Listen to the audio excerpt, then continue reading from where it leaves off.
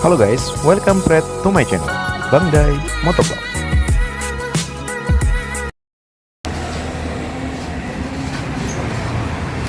Jadi sekarang gua tuh lagi ada di sini nih. Mana sih ini ya? Boom, boom. Superstar Motor, bengkel dan spare part. Melayani servis ganti oli, turun mesin, Honda, Yamaha, Suzuki, Kawasaki. Jadi ini rekomendasi teman gua sih ya. Rekomendasi teman gua katanya di sini bagus gitu. Masang pop setirnya itu ada alat khusus, memang ada alat khusus, jadi nggak asal pantek gitu kan.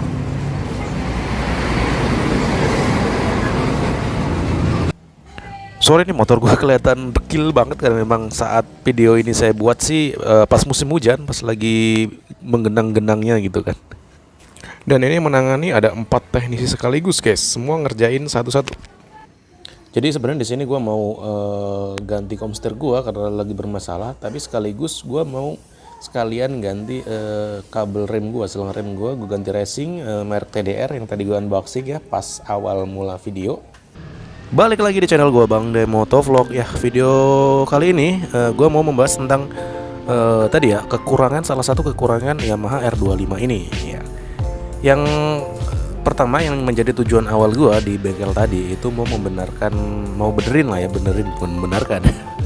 mau benerin komster yang kayaknya sedikit oblak. Cuman awalnya sih teknisinya yakin gitu ya, bukan teknisi, ownernya si bengkel tadi tuh yakin kalau dia ini komsternya sama dengan Scorpio, dengan Vixen gitu kan. Ternyata udah terlanjur dibongkar, setelah dicek beda guys ya, wajar sih, harusnya beda memang.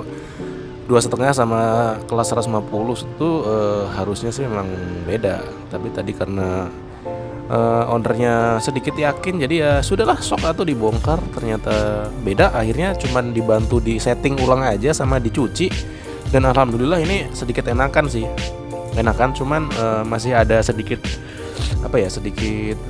kalau di rem itu cetuk gitu kan, di rem terus kita dikejut-kejut gitu, apa namanya lah pokoknya itulah ya.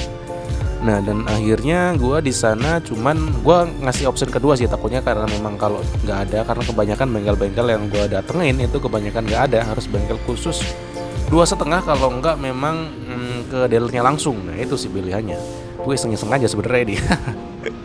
Dan yang kedua itu option kedua, gue sengaja beli ini ya, selang rem TDR racing ya. Karena memang salah satu kekurangan itu tadi R25 itu pengerimannya sedikit blong. Jadi gue udah berulang kali, pokoknya lebih dari 1 kali itu pas ngebut mau cornering gitu, belokan itu gue mau labas gitu. Bahkan sampai mau sempat nyemplung kali karena memang remnya itu sedikit kurang responsif ya. Wajar karena rem bawaan sih kalau dinilai secara akal lah ya. Cuman harusnya sih bawaan pabrik harusnya aman sih, cuman karena mungkin ini tenaga yang dihasilkan dan beban motor berat, jadi otomatis remnya itu kurang mumpuni untuk mengendalikan berat motor kan. Otomatis kalau motornya berat juga daya lemparnya lah ya kan, ibaratnya kan kita ngebutan udah kayak dilempar tuh, daya lemparnya itu semakin tinggi, jadi kita butuh rem yang performanya sedikit lebih tinggi gitu. Dan gue tetapkan rem yang paling murah, nggak perlu pakai Hell.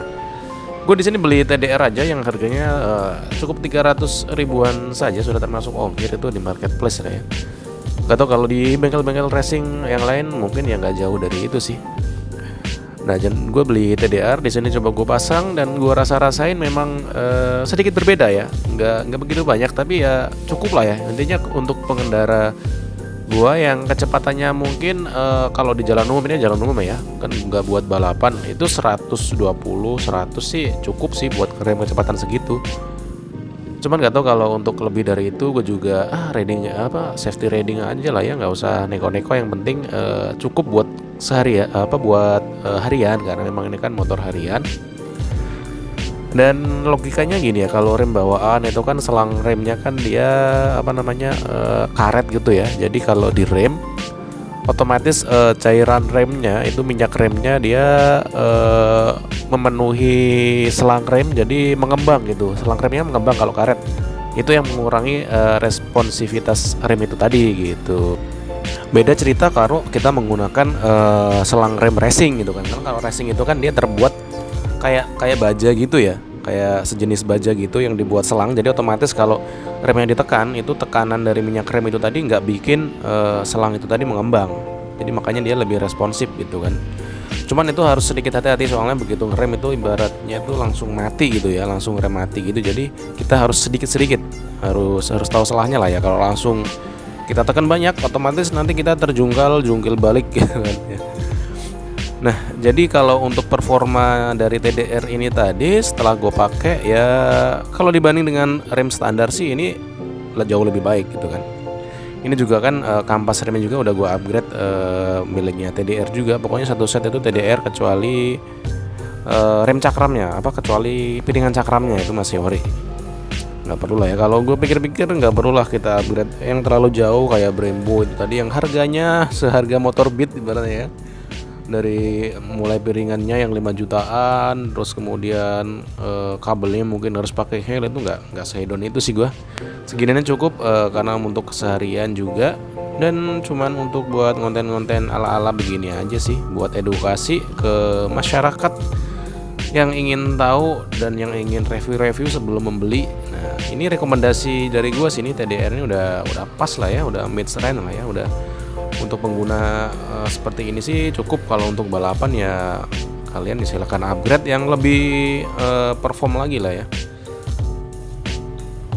Dan untuk pemasangannya sendiri itu kalau kabel racing ini tadi, dari informasi dari teknisinya tadi sih membutuhkan kesabaran ekstra, soalnya kan selang remnya nggak bisa dicepit kan dari tembaga. Kalau dicepit otomatis dia meot dong, nggak balik lagi gitu. Kalau yang pakai standar originalnya itu bisa dicepit, soalnya kan dia elastis ya, karet gitu. Jadi bisa mempercepat pemumpaan remnya, pemumpaan minyak remnya itu tadi gitu. Cuman gue punya cara tersendiri sih, nanti akan gue share di video selanjutnya gimana cara mompa minyak rem di kabel rem racing ya, supaya lebih cepat. Jadi nggak mompa ngandelin handle remnya doang gitu kan. Oke, mungkin untuk video kali ini cukup sekian dulu dari gue, Bang Day Motovlog. Thank you for watching and see you on the next video. Salam badai.